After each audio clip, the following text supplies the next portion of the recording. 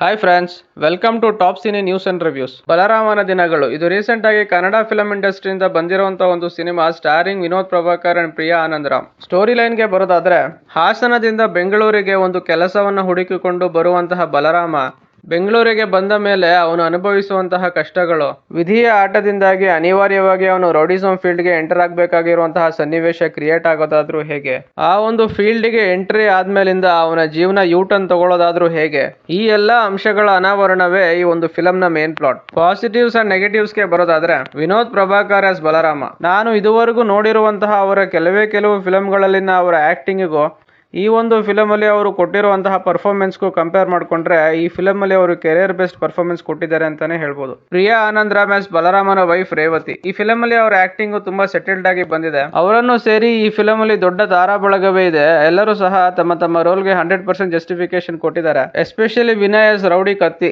ಆ ತಮಿಳ್ ಆಕ್ಸೆಂಟ್ ಅಲ್ಲಿ ಕನ್ನಡ ಮಾತಾಡುವಂತಹ ಒಬ್ಬ ತಮಿಳ್ ರೌಡಿ ಆಗಿ ಅವರು ಮಾಡಿರುವಂತಹ ಪರ್ಫಾರ್ಮೆನ್ಸ್ ಎಕ್ಸ್ಟ್ರಾರ್ಡಿನರಿ ಆಗಿ ಬಂದಿದೆ.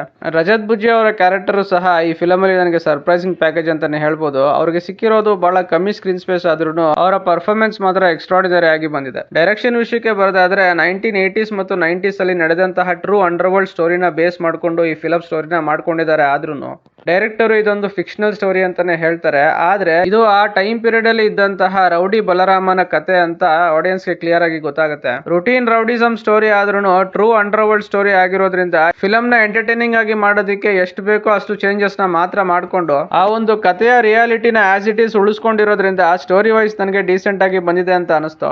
ಇನ್ನು ಎಕ್ಸಿಕ್ಯೂಷನ್ ಗೆ ಬರೋದಾದ್ರೆ, first half of the film ಆ ಒಂದು ಟೈಮ್ ಪೀರಿಯಡ್ ಅಲ್ಲಿ ರೌಡಿಸಮ್ ಪೀಕ್ ಆಗಿದ್ದಂತಹ ಸಮಯದಲ್ಲಿ ತುಂಬಾ ರೌಡಿ ಆಕ್ಟಿವಿಟೀಸ್ ನಡೀತಾ ಇತ್ತು. ಅದರಲ್ಲಿ ಬಲರಾಮ ಅನ್ನೋ ಕ್ಯಾರೆಕ್ಟರ್ ರಿಲೇಟೆಡ್ ಆಗಿ ಮಾತ್ರ ಒಂದಷ್ಟು ಇನ್ಸಿಡೆಂಟ್ಸ್ ನ ಪಿಕ್ ಮಾಡಿ ಈ ಫಿಲಂ ನ ಬ್ಯೂಟಿಫುಲ್ ಆಗಿ ಕ್ರಾಫ್ಟ್ ಮಾಡಿರೋದು ಡೈರೆಕ್ಟರ್ ಗೆ ಸ್ಕ್ರಿಪ್ಟ್ ಮೇಲಿರುವಂತಹ ಹೋಲ್ಡ್ ತೋರಿಸುತ್ತೆ. ಎಮೋಷನಲ್ ಸೀನ್ಸ್ ಆಡಿಯನ್ಸ್ ಗೆ ಕನೆಕ್ಟ್ ಆಗುತ್ತೆ. ಸ್ಕ್ರೀನ್ ಪ್ಲೇ ಗ್ರಿಪ್ಪಿಂಗ್ ಆಗಿ ತಗೊಂಡೋಗಿದ್ದಾರೆ.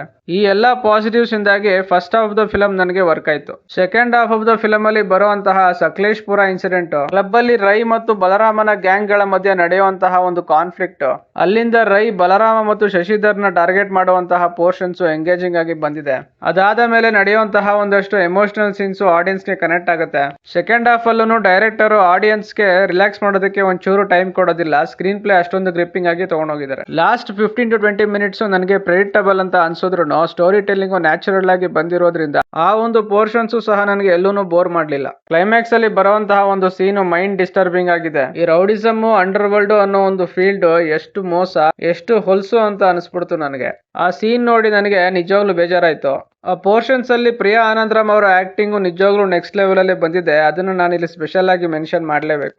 ಈ ಫಿಲಂ ನ ಸೆಕೆಂಡ್ ಹಾಫ್ ಕೂಡ ನನಗೆ ವರ್ಕ್ ಆಯ್ತು. ಯೂಟ್ಯೂಬ್ ಅಲ್ಲಿ ನಾನು ಒಂದಷ್ಟು ರಿವ್ಯೂಸ್ ನೋಡಿದೆ. ಅದರಲ್ಲಿ ಅವರು ಯಾಕೋ ಒಂದಷ್ಟು ಜನ ಸ್ಲೋ ಅಂತ ಹೇಳಿದ್ದಾರೆ. ಆದ್ರೆ ನನಗೆ ಈ ಫಿಲಂ ಎಲ್ಲೂ ಸಹ ಸ್ಲೋ ಅಂತ ಅನಿಸ್ಲಿಲ್ಲ. ಮ್ಯೂಸಿಕ್ ವೈಸ್ ಹೇಳೋದಾದ್ರೆ, ಸಾಂಗ್ಸ್ ಕೂಡ ಡೀಸೆಂಟ್ ಆಗಿ ಬಂದಿದೆ. ಸಾಂಗ್ಸ್ ಮತ್ತೆ BGM ಎರಡೂ ಸಹ ಈ ಫಿಲಂಗೆ ಮೇಜರ್ ಪ್ಲಸ್ ಆಗಿದೆ. ಫಿಲಂ ಸ್ಟಾರ್ಟಿಂಗ್ ಇಂದ ಎಂಡಿಂಗ್ ವರೆಗೂ ಎಲ್ಲಾ ಆಕ್ಟರ್ಸ್ ಆಕ್ಟಿಂಗ್ ತುಂಬಾ ನ್ಯಾಚುರಲ್ ಆಗಿ ಮಾಡಿದ್ದಾರೆ. ಸ್ಟೋರಿ ಟೆಲ್ಲಿಂಗ್ ಕೂಡ ರಿಯಲಿಸ್ಟಿಕ್ ಆಗಿ ಬಂದಿದೆ. ಇನ್ನು ಕ್ರಿಂಜ್ ರೌಡಿಸಂ ಮತ್ತು ಅಂಡರ್ ವರ್ಲ್ಡ್ ಫಿಲಮ್ಸ್ ನ ಮಾಡುವಂತಹ ಒಂದಷ್ಟು ಡೈರೆಕ್ಟರ್ ಗಳಿಗೆ ಈ ಫಿಲಂ ಒಂದು ಪಾಠ ಆಗ್ಲಿ ಅಂತ ನಾನು ಬಯಸ್ತೀನಿ. ಆ ದಿನಗಳು ಫಿಲಂ ಡೈರೆಕ್ಟರ್ ಅಂತ ತಕ್ಷಣ ಈ ಫಿಲಂ ಮೇಲೆ ನನಗೆ ಒಂದು ಎಕ್ಸ್ಪೆಕ್ಟೇಷನ್ ಇತ್ತು. ಈ ಫಿಲಂನ ಓವರ್ ಆಲ್ ಔಟ್ಪುಟ್ ನೋಡಿದ್ಮೇಲೆ ಆ ಎಕ್ಸ್ಪೆಕ್ಟೇಷನ್ ರೀಚ್ ಆಯ್ತು ಅಂತ ಅನಿಸ್ತು. ಬಹಳ ದಿನಗಳ ನಂತರ ಒಂದೊಳ್ಳೆ ಕನ್ನಡ ಫಿಲಂ ನೋಡಿದಂತಹ ಸ್ಯಾಟಿಸ್ಫ್ಯಾಕ್ಷನ್ ಸಿಕ್ತು. ಓವರ್ ಆಲ್ ಆಗಿ ನನಗೆ ಒಂದು ಫಿಲಂ ಸ್ಯಾಟಿಸ್ಫ್ಯಾಕ್ಷನ್ ಕೊಡ್ತು. Top cine news and reviews ಕಡೆಯಿಂದ ಈ ಫಿಲಂಗೆ ಕೊಡ್ತಾ ಇರುವಂತಹ ರೇಟಿಂಗ್ 4 out of 5. ಇನ್ನು ನೀವೇನಾದ್ರೂ ಟ್ರೂ ರೌಡಿಸಮ್ ಅಥವಾ ಅಂಡರ್ ವರ್ಲ್ಡ್ ಸ್ಟೋರೀಸ್ ನ ಇಷ್ಟಪಡೋರಾದ್ರೆ ಈ ಫಿಲಂ ನಿಮಗೆ ಮಸ್ಟ್ ವಾಚ್. ಇದಿಷ್ಟು ಈ ಫಿಲಂ ನೋಡಿ ನನಗೆ ಅನ್ಸಿದ್ದು. ಯಾರೆಲ್ಲ ಈ ಫಿಲಂ ನೋಡಿದೀರಾ, ನಿಮ್ಮ ಅನಿಸಿಕೆ ಮತ್ತು ಅಭಿಪ್ರಾಯಗಳನ್ನ ಕಾಮೆಂಟ್ ಸೆಕ್ಷನ್ ಅಲ್ಲಿ ಹಾಕಿ. ಈ ರಿವ್ಯೂ ನಿಮಗೆ ಇಷ್ಟ ಆಗಿದ್ರೆ ಲೈಕ್, ಶೇರ್ ಅಂಡ್ ಸಬ್ಸ್ಕ್ರೈಬ್ ಮಾಡಿ. ಸಿಗೋಣ ನೆಕ್ಸ್ಟ್ ವಿಡಿಯೋದಲ್ಲಿ. Thank you.